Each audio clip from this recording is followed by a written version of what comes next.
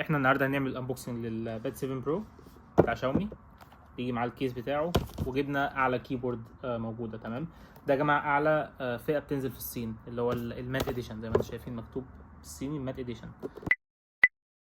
ازيكم عاملين ايه؟ ورمضان كريم عليكم. النهارده هنتكلم عن الباد 7 برو بتاع شاومي. طبعا انا مش من الفيديوهات المختصه يعني ان انا اصور حاجات عن التك وكده، بس طبعا حاجات بتنزل جديده هنا في الصين. وانا كنت في بيزنس تريب وكده، وما جبتش معايا اللاب. اضطريت ان انا اشتري ده لهدف انه يعني يسهل عليا الورك في الباوربوينت والحاجات دي، يعني لان طبعا الواحد بيعمل كوتيشنز كل يوم وكده بتحتاجه يعني. فهو بقى له معايا يومين دلوقتي. برضه هنعمل حاجه شبيهه للانبوكسنج، مش هنعمل فول انبوكسنج يعني. انا طلعته اصلا من العلبه زي ما شايفين. هقول لك ايه الفرق، ايه الاحسن لفلوسك، تشتري الباد 7 ولا الباد 7 برو. انا كواحد كنت بستخدم الايباد الام 1، ايه حاسس ايه الفروقات، هل ده يشتغل معايا كويس ولا لا، وهنتكلم اكتر عن التفاصيل بتاعته، يعني لو هيفيدك في العمل ولا لا، هيفيدك في الدراسه ولا لا، تشتري ده ولا تشتري ال 7 بس. هنتكلم في التفاصيل دي كلها. دي الشاشه المات اللي بتيجي هنا في الصين.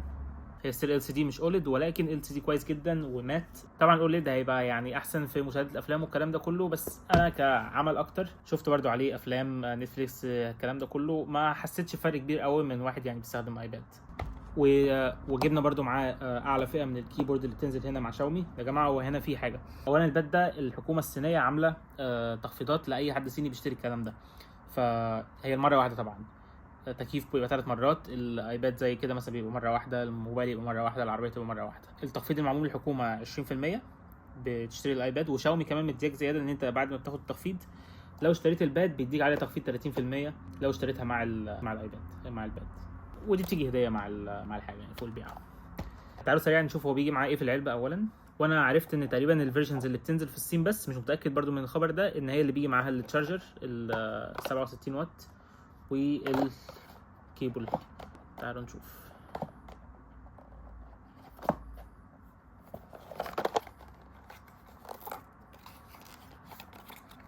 كيبل، ودي راس الشاحن او الادابتر 67 واط. خلال اليومين دول كشحن يعني هو بياخد معاه وقت تقريبا ساعه الا ربع شحن في 67. لو هتشتري الفيرجن العاديه مش الفيرجن البرو هياخد معاك ساعه الا 5 مثلا. فما اعتقدش ان ده الفرق اللي هيخليك فاهم تشتري البرو عن ما تشتري اللي مش برو. العربي ضايع. ده الكيس التاني اللي بيجي معاه، ده بيجي هديه زي ما انتم شايفين. خامة يعني شغالة، مش جلد طبعا. ممكن برضو نجربه سريعا نشوف شكله.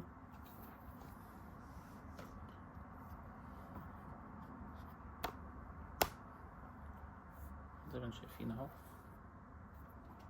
يعني شكله في اللذيذ منه. طيب قبل ما نخش في تفاصيل ده برضو تعالوا نفتح الكيبورد عشان انا احطه على الكيبورد افضل. انا ما احبش استخدم الصراحه تابلت يعني كتابلت. احب استخدمه اكتر كحاجه مثلا في الاوفيس، حاجه تروح بيها مثلا سفريه بتاع، تعرف تخلص بيها شغل اكتر. دي الكيبورد اللي جاي من شاومي، ما شاء الله تقيله يعني.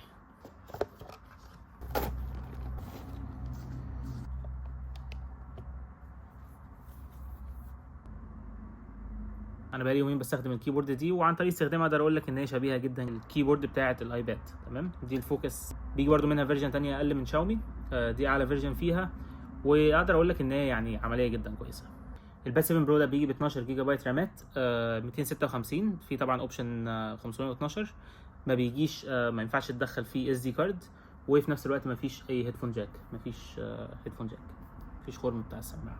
البطاريه بتاعته 8850 ملي امبير، فيعني الصراحه هي قعدت معايا يوم ونص استخدام عمل، ما لعبتش عليه يعني.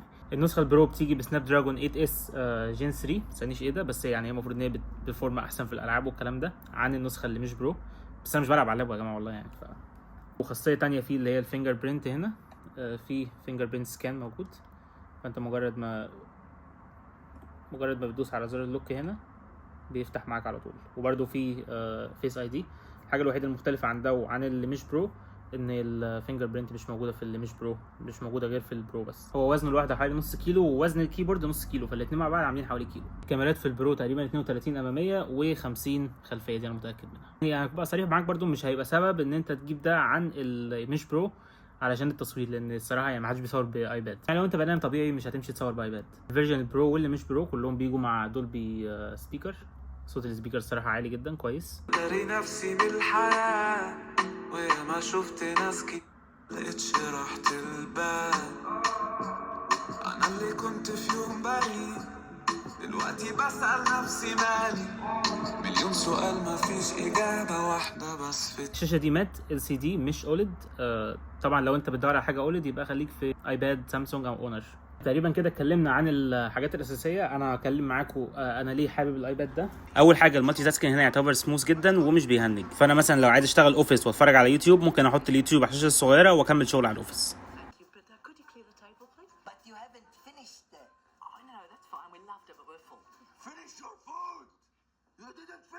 تاني حاجه واللي انا معرفش ليه ناس كتير ما تعرفش عنها هو ال WPS. WPS يا جماعه هو بديل للاوفيس. الراجل صاحب شركه شاومي كان مشروع التخرج بتاعه هو WPS ده يا جماعه، وعمل منه مليارات فعليا وهو لسه ما اتخرجش. انت هنا بقى الاي اي شغال معاك، عايز تعمل ريزمي موجود. الداون سايد الوحيد ان انت عشان تستخدم كل حاجه جواه محتاج ان انت تشتريه. تاني حاجه وهي الاي اي بتاع شاومي. يعني الصراحه التجربه ما كانتش احسن حاجه، بس تجربه جديده يعني فاهم، وانت زهقان ممكن ترسم حاجه بتاع شغال. يعني حتى انا رسمت طبق نودلز بالدود يعني طلعه كويس يعتبر كاي اي. وبرده البرنامج بتاع النوتس هنا فيه اي اي. يعني لو انت بتذاكر او بتكتب مقال انت بس بتكتب الهيدلاين وبعد كده الاي اي هو بيكمل لك مع نفسه.